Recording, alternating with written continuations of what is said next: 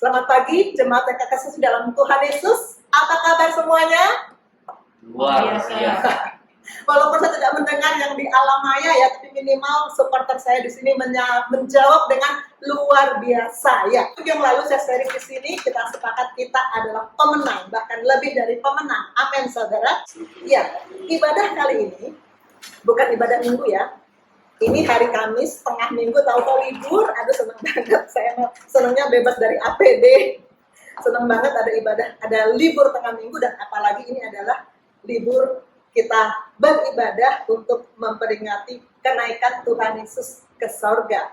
40 hari yang lalu kita merayakan Paskah. Ketika itu Pastor Rio sharing di Paskah juga tentang topik kemenangan, bahwa kita adalah pemenang lebih dari pemenang. Dan sekarang 40 hari setelah itu, setiap 40 hari setelah Paskah kita selalu memperingati kenaikan Tuhan Yesus ke surga. 2 tahun yang lalu saya juga ditugaskan Bapak Gembala untuk sharing tentang Ascension Day. Dan ketika itu, ini slide saya 2 tahun yang lalu, ketika itu yang saya bagikan adalah apa yang saya renungkan tentang makna kenaikan Tuhan Yesus ke surga. Saya membagikan 8 item ketika itu, banyak ya. Pertama, Jesus is coming. Are you ready? Yang kedua, agenda kerajaan Allah. Di ibadah minggu kemarin, Pastor Cakra juga menyinggung agenda kerajaan Allah ini, bahwa ada lingkaran yang ketika itu hampir 360 derajat. Bapak Rohani membagikan ini kepada saya dalam pemuritan bersama dengan koas-koas ketika itu di tahun 2017, jadi belum 2020. Dan ketika itu antara tahun 0 sampai tahun 2010 masih kosong, dan ada 2020 tanda tanya ketika itu. Dan kita sekarang sudah di 2020. Dan ini kita lihat benar-benar saat ini injury time dalam agenda kerajaan Allah. Hampir selesai agenda kerajaan Allah. Yang ketiga, rencana Allah. Bahwa Allah punya rencana. Setiap manusia pasti bergumul. Rencana Tuhan apa sebenarnya dalam kondisi sekarang ini?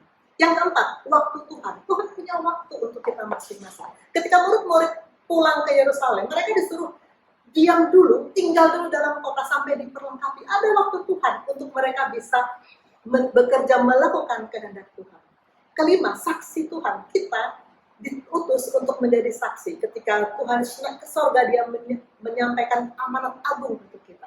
Keenam, kita diperlengkapi. 3,5 minggu yang lalu ketika saya sharing tentang webinar, kita melihat perlengkapan senjata Allah. Pastikan kita bukan bayi rohani yang nggak bisa megang senjata, yang pakai senjata untuk melukai orang lain atau melukai diri sendiri. Pastikan kita dewasa rohani sehingga bisa memegang senjata. Ketujuh, bersukacita. Sukacita ilahi itu ternyata menjadi milik murid-murid ketika mereka melihat kenaikan Tuhan Yesus ke surga. Mereka kembali ke Yerusalem dengan sangat bersukacita. Selesai ibadah ini kita pastikan bahwa kita berada dalam keadaan sangat bersukacita. Amin. Kedelapan, memuliakan Allah. Setelah mereka menyaksikan kenaikan Tuhan Yesus ke surga, mereka berada di dalam bait Allah senantiasa dan memuliakan Allah. Kita pastikan hidup kita memuliakan Allah. Amin, saudara-saudara. Ini 2 tahun yang lalu, dan sekarang yang mau saya perdalam, tentu Bapak Ibu sudah melihat di WA Group Geshim semalam, Pastor Jerry mengumumkan tema hari ini. Yang mau saya perdalam adalah Jesus is coming.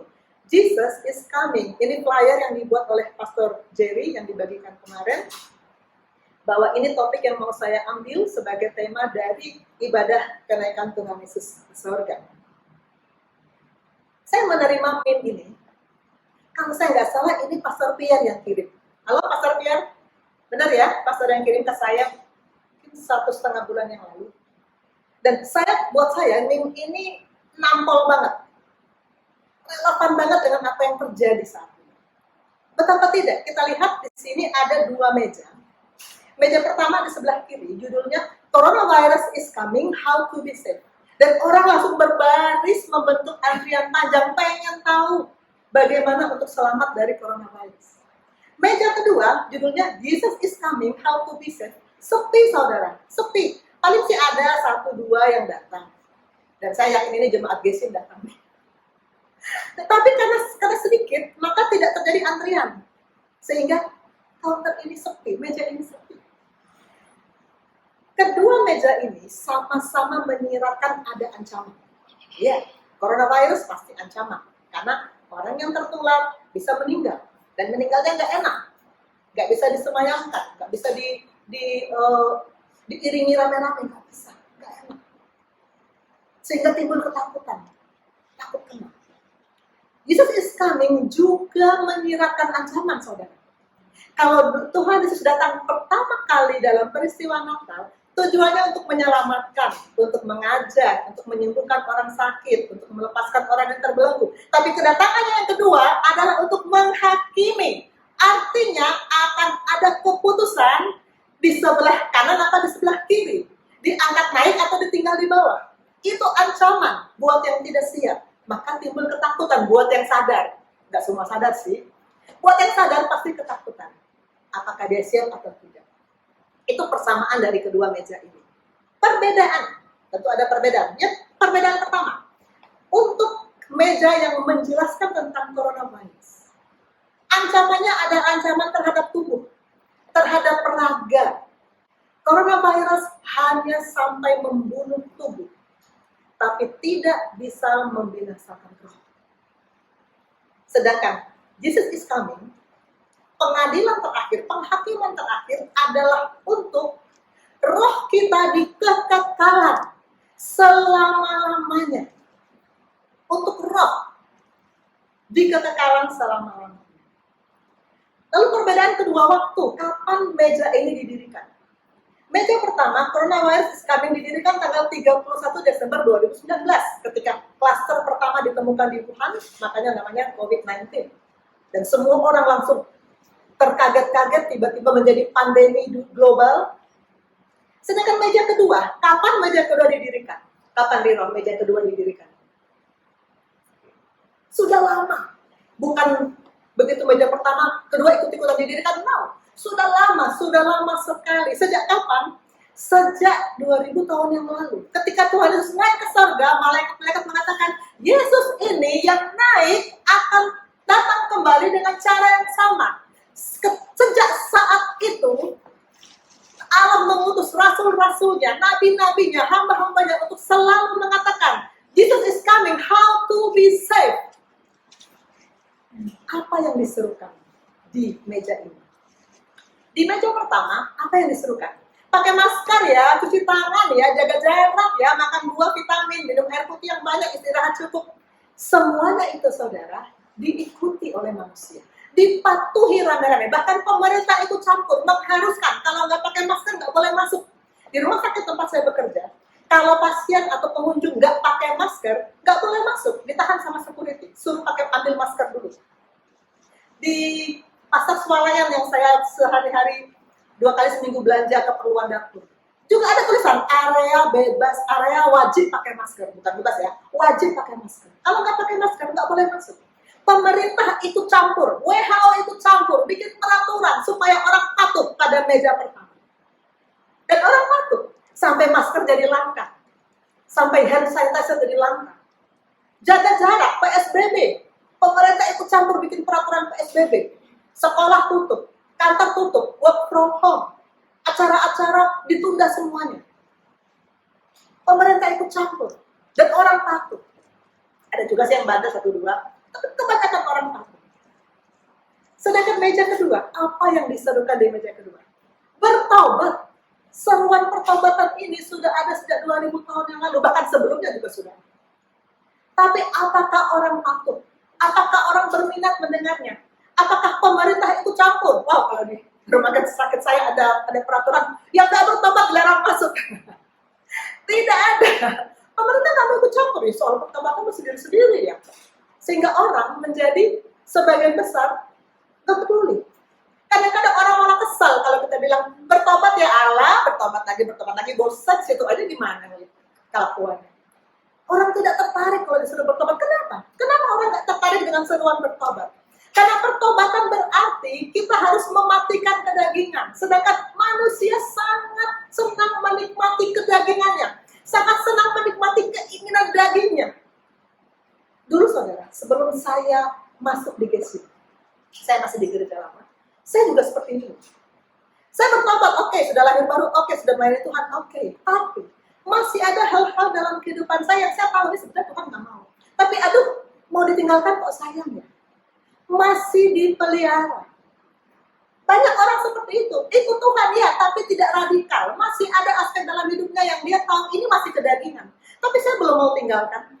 Kan kedatangan Tuhan masih lama.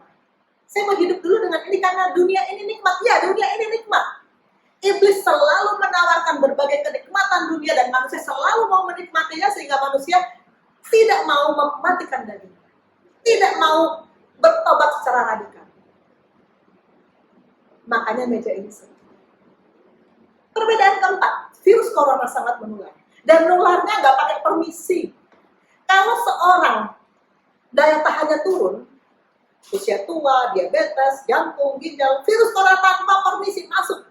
Bahkan orang sehat pun bisa kena. Tanpa persetujuan, kena. Tapi keselamatan tidak bisa ditularkan. Bisa ditularkan tapi harus diterima, harus dikerjakan. Saya pernah merenungkan kisah Rasul 16 ayat 31. Dikatakan, Petrus ngomong sama kepala penjara. Percayalah kepada Tuhan Yesus, maka engkau akan selamat, engkau dan seisi rumahmu. Ketika saya berpikir, oh satu orang saja bertobat, seisi rumahnya selamat ya. Berarti bisa ditularkan, bisa otomatis. Ternyata tidak. Sudah saya renungkan, saya diskusi dengan Bapak Gembala, Bapak Rohani.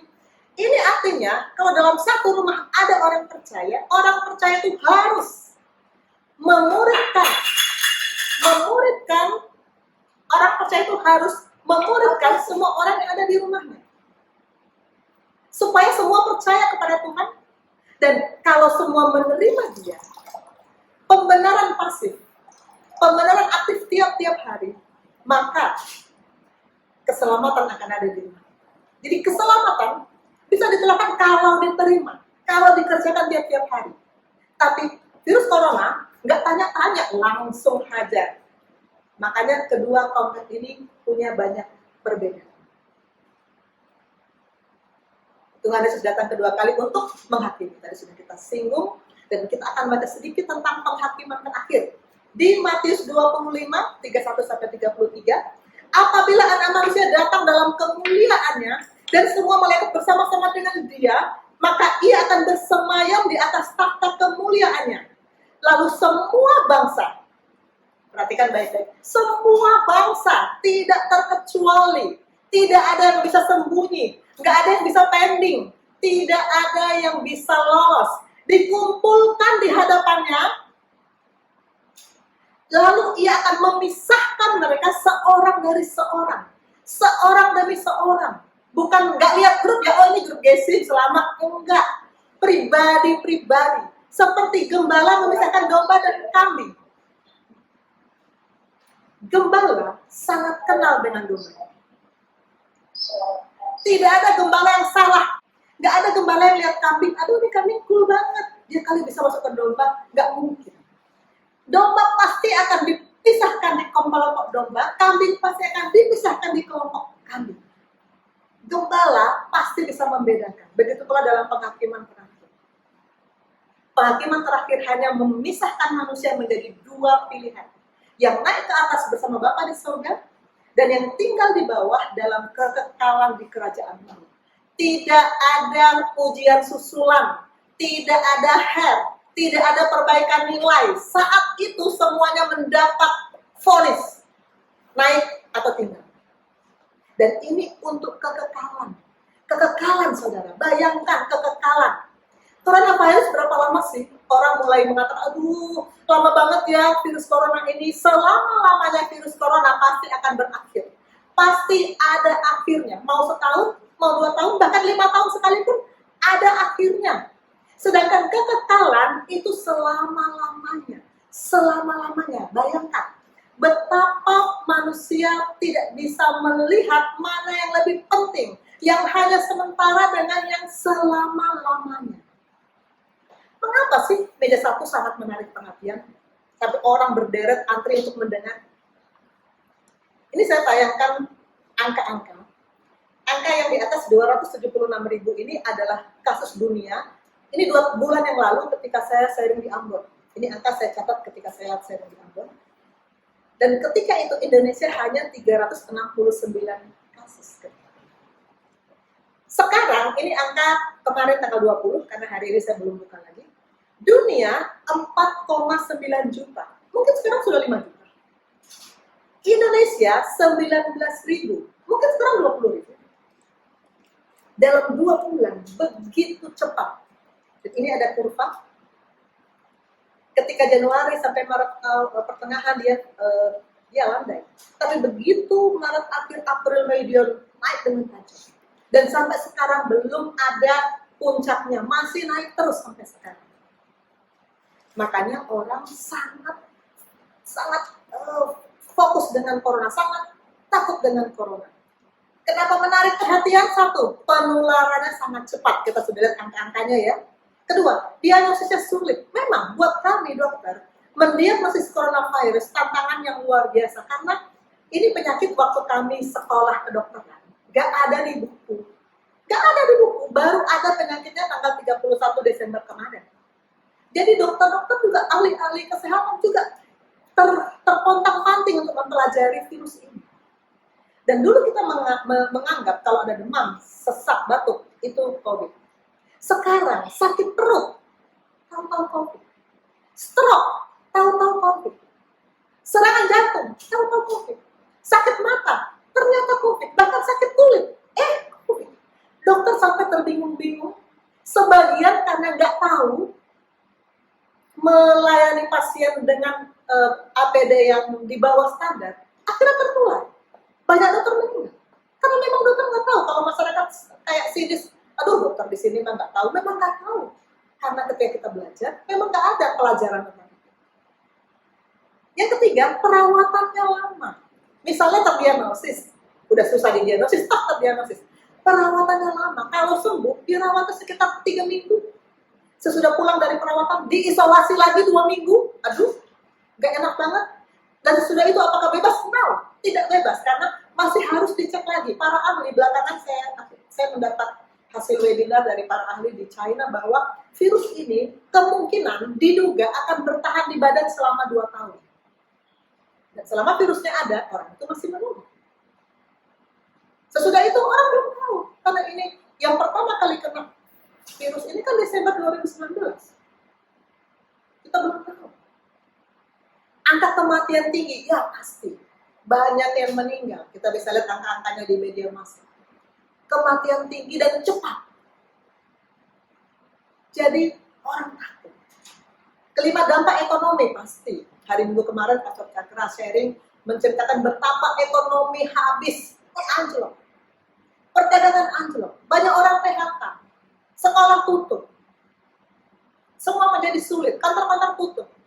Mal-mal tutup, semua menjadi sulit. Ekonomi mengalami kelusuan dan mungkin sebagian sudah mengalami kolaps. Dampak psikososial, orang-orang mulai stres. Anak-anak saya udah mulai bilang, mama bosan di rumah aja. Suami saya bilang, aduh, mati gaya. Dari kamar, ke kamar makan, ke ruang tamu, kamar lagi, kamar makan lagi, itu aja. Orang mulai bosan, mulai stres. Banyak ahli-ahli jiwa mulai mensurvei tingkat stres yang dialami oleh masyarakat. Orang mulai kesepian, orang mulai kehilangan dan nggak tahu mau bagaimana lagi. Dan ini juga bikin ibu-ibu stres. Ternyata, timbangan naik. Kan di rumah aja, olahraga sendiri aduh males gitu ya. Timbangan naik, stres lagi. Kita lihat meja sebelah. Mengapa Jesus is coming tidak menarik perhatian? Mengapa? Ini slide saya 3,5 minggu yang lalu. Strategi musuh memang membutakan mata rohani. Oh iya, memang itu maunya iblis biar orang nggak sadar yang mana yang seharusnya fokus untuk diperhatikan. 2 Korintus 4 ini saya tayangkan 3,5 minggu yang lalu dan juga disampaikan Bapak Rohani di 1 minggu kemudian tentang kekekalan. Bapak Rohani mengutip 2 Korintus 4 dan mengatakan yang membutakan mata rohani adalah ilah zaman ini. Apa ilah zaman ini? Materialisme. Kedagingan. Semua yang kita lebih cintai daripada firman, itu ilah zaman ini. Orang-orang yang, 2 orang murid, ini sharing pas Rio ketika Paskah. 2 orang murid sedang berjalan ke Emmaus. Tiba-tiba Tuhan Yesus ada di sebelah. Ini murid loh, bukan orang kebanyakan. Murid berarti sudah ada pertemuan-pertemuan intens dengan Tuhan Yesus. Tapi nggak kenalin Tuhan Yesus loh. Kenapa? Karena mereka begitu dicengkeram ketakutan, sehingga mereka tidak sadar mereka bersama dengan Tuhan Yesus itu sendiri. Bujangnya Elisa, ketika dikepung oleh orang Arab, pasukan orang Arab, begitu ketakutan sehingga tidak bisa melihat bahwa di pihaknya ada pasukan besar malaikat Tuhan yang mengawal mereka dan menolong mereka untuk menang. Dibutakan oleh ketakutan. Ketakutan membutakan, sehingga orang tidak bisa melihat mana yang harusnya lebih penting, kekekalan atau coronavirus yang sekarang sedang pandemi global. Sebetulnya kenapa sih orang takut COVID? Ini sharing Bapak Hermanius di ibadat online pertama. Kenapa orang takut COVID? Karena takut mati sebenarnya. Karena COVID penyakit yang mematikan, dan tadi sudah saya katakan matinya gak enak. Gak bisa bikin acara. Langsung. Dengan protokol COVID. Dan bukan cuma itu. Bukan cuma protokolnya yang gak enak, tapi apa? Sebenarnya orang takut mati karena mereka belum siap bertemu kekekalan. Orang belum siap. Saya pernah bercanda dengan teman saya dari tetangga. Udah siap loh? Oh ya belum lah. Belum siap, kenapa? Aduh, belum tahu jalannya, takut nyasar. Takut nyasar, pengennya ke atas, kamu ketemu yang bertanduk yang berekor. Belum siap, takut, gak mau mati dulu. Sehingga akhirnya, yang sebenarnya menjadi masalah manusia adalah kekekalan. Belum siap menghadapi kekekalan. Ini sharing Bapak Rohani 2,5 minggu yang lalu tentang kekekalan dan waktu. Manusia hidup berorientasi waktu dan selalu bikin planning dengan orientasi waktu. Saya bertobat juga dengan peristiwa COVID ini. Saya mengkoreksi bagaimana saya merencanakan waktu.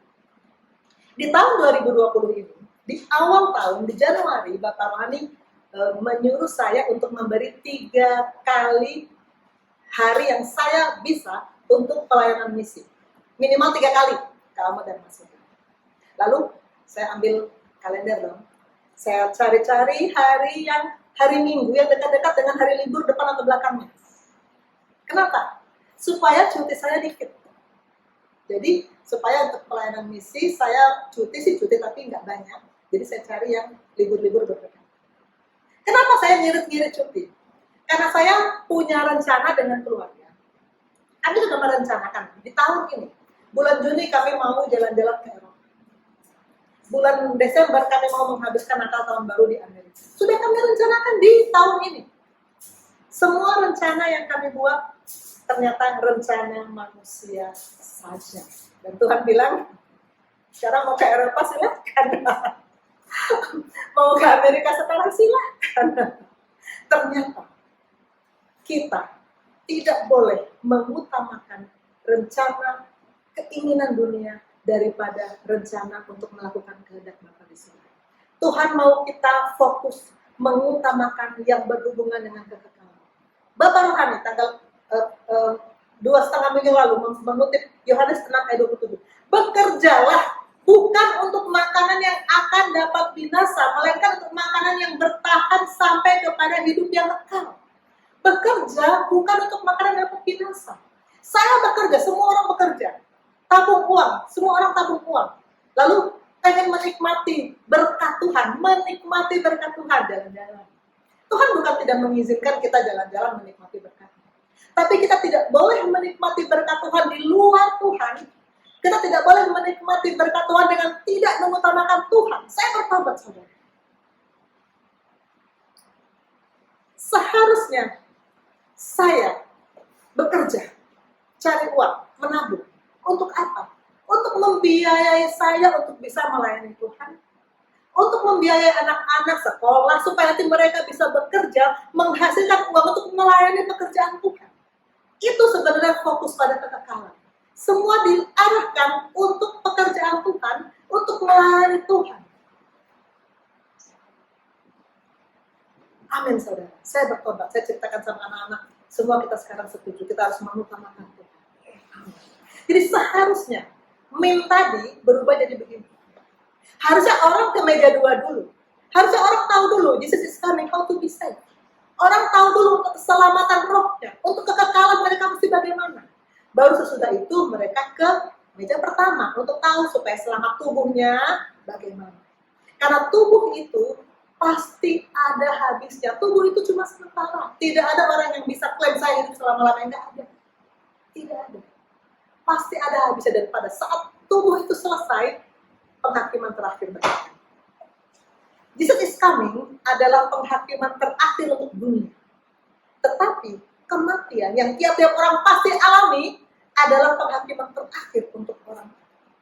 Sehingga meja kedua harus menjadi fokus utama. Baru kemudian kita melaksanakan apa yang kita memang harus laksanakan. Tadi pertama, kenapa orang tidak berminat untuk meja Jesus is coming? Karena iblis membutakan mata rohani. Kedua, kenapa orang tidak berminat sih? Wahyu 22 ayat 20 bunyinya begini. Ia yang memberi kesaksian tentang semuanya ini berfirman, ya, aku datang segera. Di firman ada tulisan aku datang segera. Yesus akan datang segera. Kapan ini firman disampaikan kepada manusia? Apakah sebulan yang lalu? Apakah setahun yang lalu? Kitab Wahyu ditulis tahun 80-90-an. Jadi 1920 tahun yang lalu, hampir 2000 tahun yang lalu. Yang namanya segera itu sudah hampir 2000 tahun belum kejadian juga. Maka orang berkata, oh itu mah masih lama. Kalau perlu pakai emoticon ya, biar dramatis ya. Oh masih lama. Nggak sekarang, walaupun dibilang segera, segeranya itu masih lama kok. Itu pendapat orang, makanya mereka menganggap Allah seruan bertobat itu nanti aja. Nggak sekarang. Petrus berkata, Tuhan tidak lalai menepati janjinya. Tapi ia sabar terhadap kamu, 2 Petrus 3 ayat 9, karena ia menghendaki supaya jangan ada yang binasa. Jadi kalau sampai sekarang, Tuhan belum mengadakan penghakiman terakhir, dia masih mau supaya jangan ada yang binasa. Maunya Allah itu semua orang bertobat, maunya Allah itu sebanyak mungkin orang masuk dalam kekekalan bersama dia. Karena itu tujuan dia menciptakan manusia. Tapi orang masih bandel, makanya dikasih perpanjangan waktu. Seperti kalau pertandingan ada perpanjangan waktu. Sekarang ini sedang ada perpanjangan waktu. Tuhan berikan perpanjangan waktu. Tetapi perpanjangan waktu juga ada batasnya. Ada saatnya tetap harus diakhiri. Kalau tetap orang nggak mau bertobat, ya sudah. Paulus bilang kepada jemaat Ibrani, sebab sedikit, bahkan sangat sedikit waktu lagi, dan ia akan datang. Sudah akan ada tanpa menangguhkan kedatangannya. Tetapi ini sudah saya sharingkan 3,5 minggu yang lalu. Kita bukanlah orang-orang yang mengundurkan diri dan binasa, tetapi orang-orang yang percaya dan beroleh hidup. Mari kita pastikan, saudara. Pastikan bahwa kita bukan orang yang mengundurkan diri dan binasa. Pastikan kita orang yang percaya dan beroleh hidup. Amin. Saya mau baca apa yang ditulis di firman tentang Ascension Day. Kita buka Kisah Rasul. Saya minta suami saya yang ganteng ini untuk membantu membacakan Kisah Rasul 1 ayat 6 sampai 11. Kisah Para Rasul 1 ayat 6 sampai 11. Dengarkan baik-baik saudara-saudara yang terkasih dalam Tuhan Yesus. Maka bertanyalah mereka yang berkumpul di situ, Tuhan, maukah engkau pada masa ini memulihkan kerajaan bagi Israel? Ayat 6 tadi, sekarang ayat 7, jawabnya, engkau tidak perlu mengetahui masa dan waktu yang ditetapkan Bapa sendiri menurut kuasanya. Ayat 8, tetapi kamu akan menerima kuasa kalau Roh Kudus turun ke atas kamu, dan kamu akan menjadi saksiku di Yerusalem dan di seluruh Yudea dan Samaria dan sampai ke ujung bumi.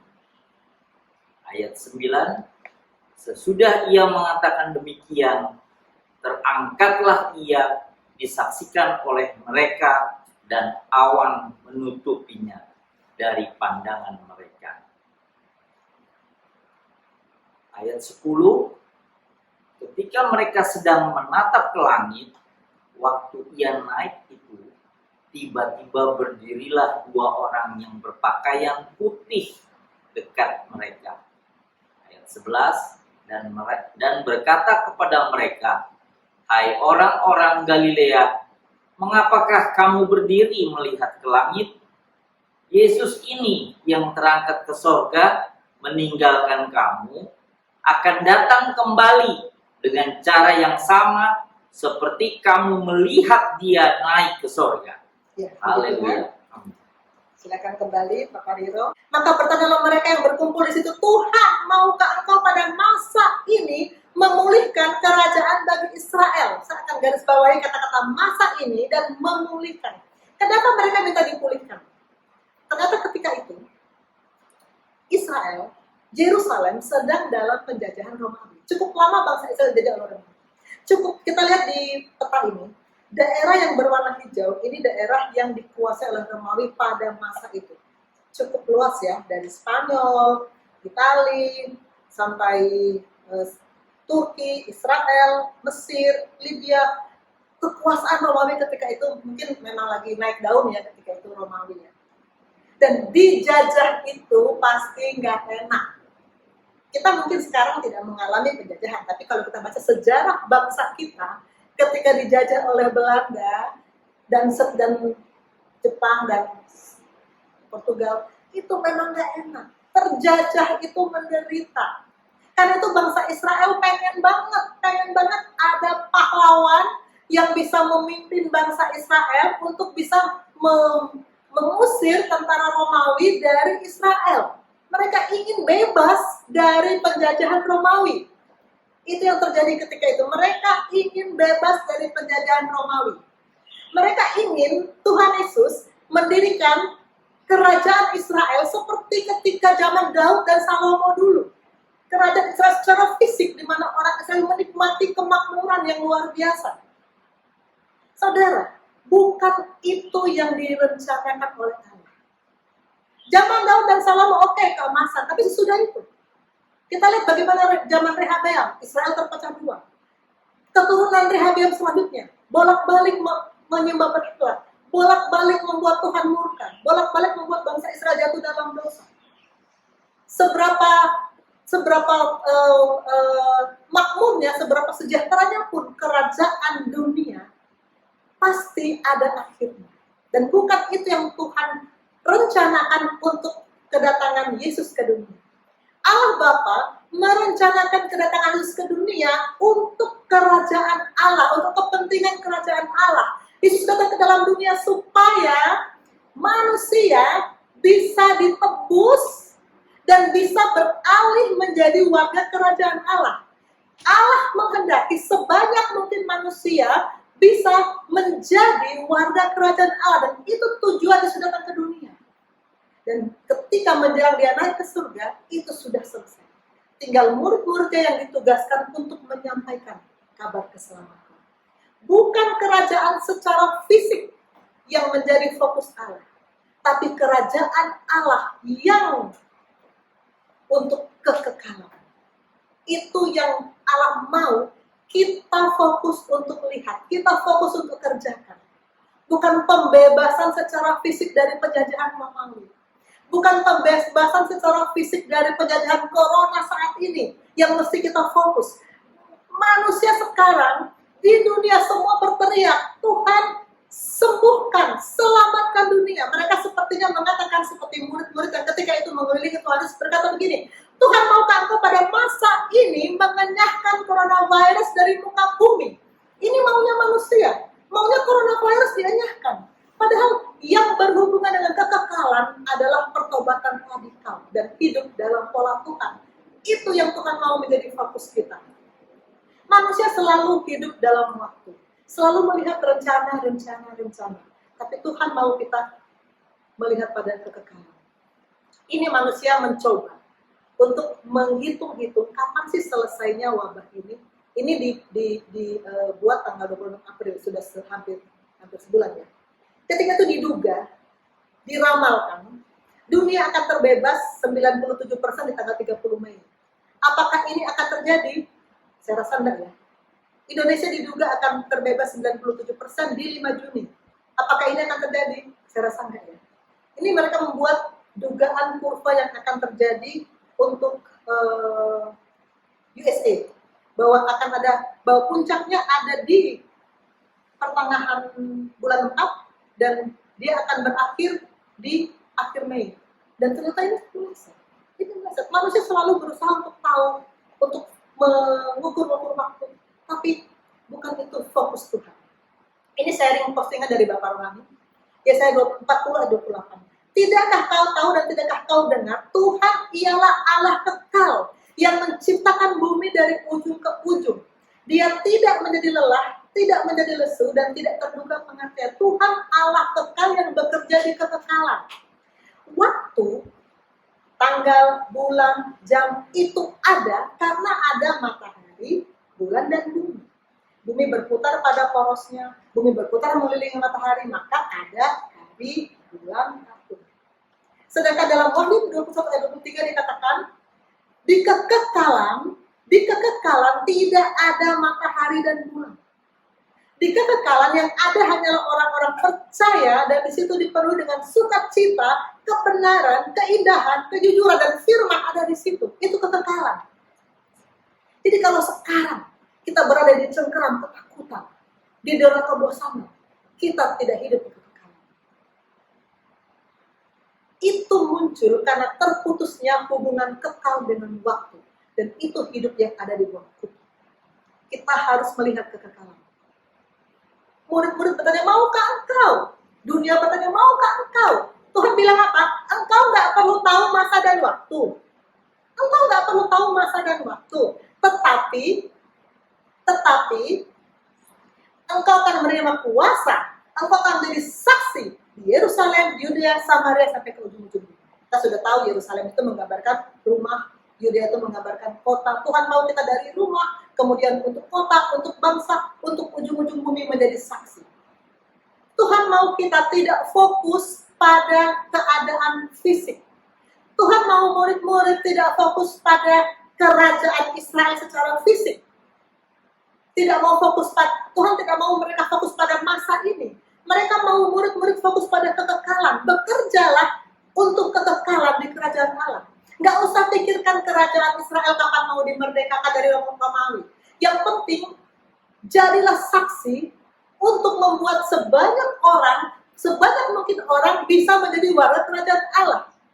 Tuhan juga tidak mau kita sekarang fokus pada virus corona, begini, begitu. Itu hanya sementara. Itu hanya masalah fisik. Tuhan mau kita fokus untuk kekekalan di kerajaan Allah. Bagaimana kita melakukan apa yang Tuhan mau kita lakukan untuk kerajaan Allah, untuk kepentingan kekekalan. Saya sudah mengatakan demikian. Terangkatlah ia, disaksikan oleh mereka, dan awan menutupnya dari pandangan mereka. Ketika mereka sedang menatap ke langit, waktu nanti itu, tiba-tiba berdirilah 2 orang berpakaian putih dekat mereka, dan berkata, hai orang-orang Galilea, mengapa kamu berdiri melihat ke langit? Yesus ini, yang terangkat ke sorga, akan meninggalkan kamu, akan datang kembali dengan cara yang sama, seperti kamu melihat dia naik ke sorga. Saudara, Tuhan akan datang kembali. Tuhan akan datang kembali. Dan pertanyaannya, kapan? Sudah dekat. Agenda kerajaan Allah yang tadi saya munculkan gambarnya menunjukkan ini sudah injury time. Paulus berkata kepada Timotius, keadaan manusia pada akhir zaman judulnya. Ketahuilah, 2 Timotius 3 ayat 1, bahwa pada hari-hari terakhir akan datang masa yang sukar. Apa kurang sukarnya sekarang?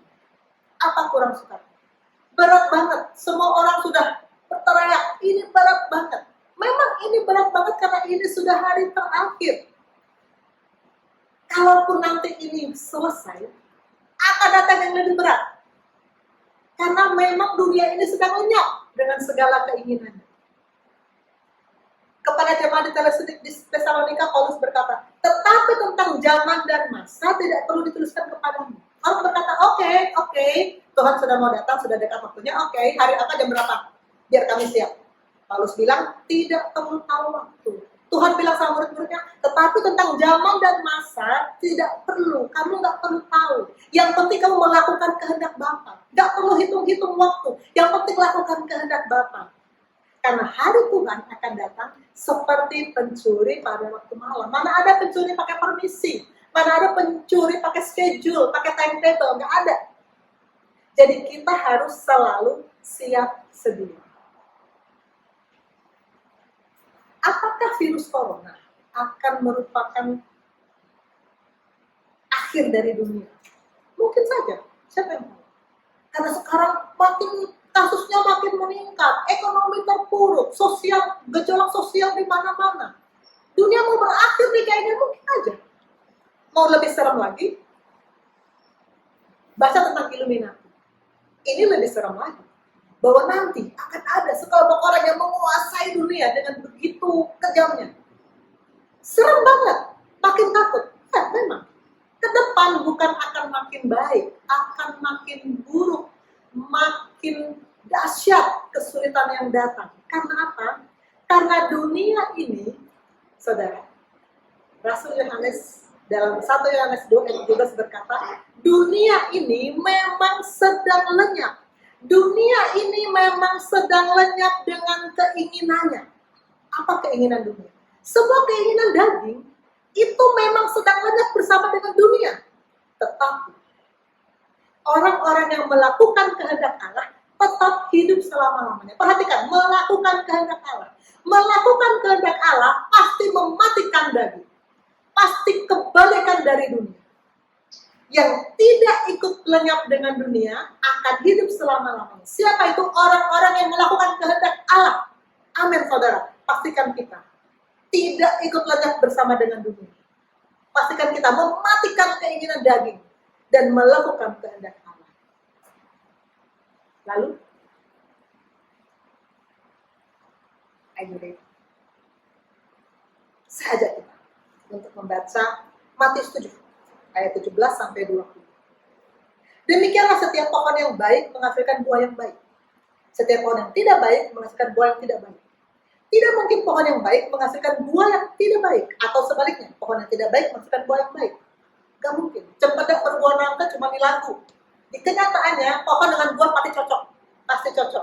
Setiap pohon yang tidak menghasilkan buah yang baik pasti ditebang dan dibuang ke dalam api. Pastikan kita berbuah. Kalau nggak berbuah, bagaimana pohon ara yang tidak berbuah dikutuk kering sampai ke akar-akarnya. Dan buah kita harus buah yang baik. Kalau tidak menghasilkan buah yang baik, apa yang terjadi? Ditebang, dibuang ke dalam api. Lenyap bersama dengan dunia yang sedang lenyap. Ayat 21. Bukan setiap orang yang berseru-seru kepada itu Tuhan akan masuk ke dalam kerajaan sorga. Banyak orang yang aku nih mesra banget sama Tuhan. Aku saat duduk berjam-jam, Tuhan begitu dekat, bahkan ngobrol dengan Tuhan. Bahkan yang turun ke surga, kan Bapak Rani suka bilang, ada orang yang turun ke surga. Bukan yang seperti itu yang akan masuk ke dalam kerajaan sorga. Tapi yang melakukan kehendak Bapakku. Yang melakukan kehendak Bapakku. Yohanes tadi berkata, dunia sedang lenyap dengan segala keinginannya, tapi yang melakukan kehendak Bapa tetap hidup selama-lamanya. Pastikan saudara, kita adalah orang-orang yang mematikan kedagingan. Sehingga kita tidak ikut lenyap bersama dengan dunia dan keinginannya. Pastikan kita punya buah yang baik dan hidup kita berbuah, buah yang baik, karena itu adalah hasil dari melakukan kehendak Allah. Berjaga-jaga. Kita nggak tahu kapan hari persisnya Tuhan sudah datang. Sudah dekat, oke, semua tahu. Persisnya kapan? Nggak tahu. Maka berjaga-jaga. Lukas dan Matius dan Lukas, dua penulis Injil, menulis tentang perumpamaan hamba yang setia dan hamba yang jahat. Ada dua jenis hamba. Hamba ini dua-duanya tahu perintah Tuhan.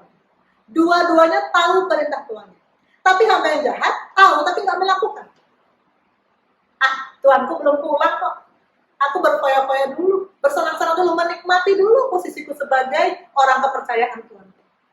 Sedangkan hamba yang setia, apa karakteristik hamba yang setia?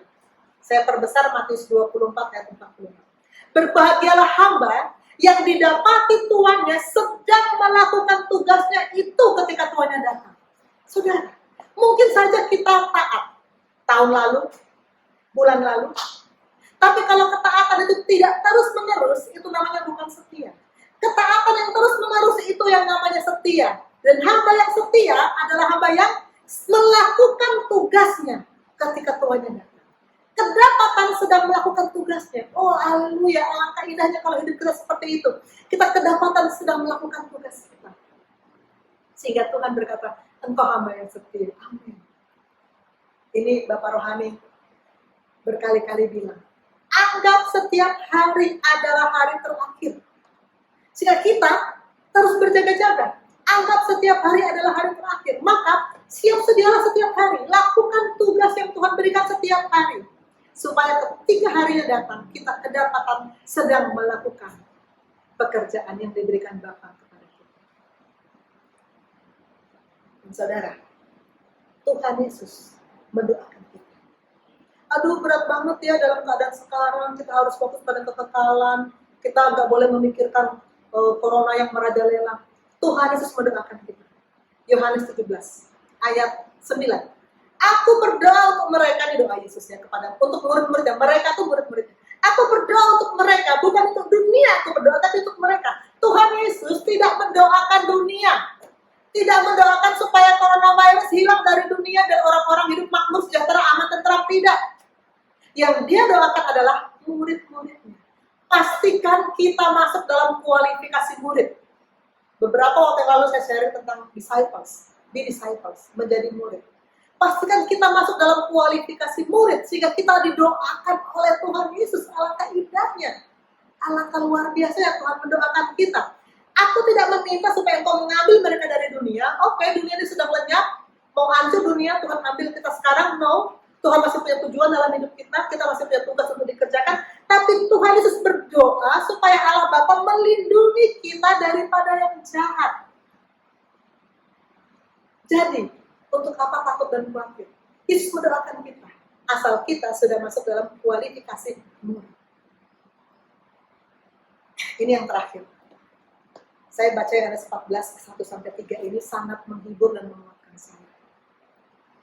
Yesus berkata begini pada murid-muridnya, jangan gelisah hatimu. Jangan takut, jangan gelisah, jangan cemas. Percayalah kepada Allah, percayalah juga kepadaku. Tuhan Yesus bilang, aku mendoakan kamu. Aku mendoakan murid-muridku. Tuhan Yesus mendoakan kita, percaya sama dia, jangan gelisah. Di rumah Bapakku banyak tempat tinggal. Haleluya. Jika tidak demikian, aku tidak mengatakannya kepadamu, sebab aku pergi ke situ untuk menyediakan tempat bagimu. Dan apabila aku telah pergi ke situ, dan telah menyediakan tempat bagimu, aku akan datang kembali. Yesus sudah pergi ke situ, sudah naik ke sorga. Dan dia sudah menyediakan tempat bagi kita. Dia akan datang kembali pada hari penghakiman terakhir, membawa kamu ke tempatku, membawa kita ke tempatnya, supaya di tempat di mana Yesus berada, kita pun berada. Amin. Mari kita fokus pada kekekalan. Kita sampai pada kesimpulan. 1. Tuhan Yesus akan datang segera. 2. Pastikan kita melakukan kehendak Bapa. Karena hanya yang melakukan kehendak Bapa tidak lenyap bersama dengan dunia. 3. Pastikan kita mematikan kedagingan dan hidup berbuah. Kalau kita tidak berbuah, kita akan ditebak dan dibuang ke dalam api. Mari kita berdoa. Bapa di surga, kami sudah mendengar firman. Kami tahu Tuhan, tanda-tanda zaman menunjukkan. Memang ini sudah injury time untuk kedatangan Yesus yang kedua kali. Karena itu Bapa, tolong kami agar kami masuk dalam golongan orang-orang yang melakukan kehendak Bapa. Agar kami tidak ikut lenyap bersama dengan dunia yang sedang lenyap. Agar kami bisa mematikan kedagingan kami. Agar kami bisa melakukan apa yang Tuhan mau dalam hidup kami, yaitu hidup berbuah. Buah yang Tuhan inginkan sesuai dengan firman. Agar kami melakukan kehendak Bapa bukan cuma sekali dua kali, bukan cuma taat, tapi juga setia. Agar kami termasuk dalam kelompok hamba yang setia, yang ketika Tuhannya datang, kami sedang melakukan pekerjaan kami. Tolong kami Tuhan, agar kami terus teguh pada keyakinan iman kami.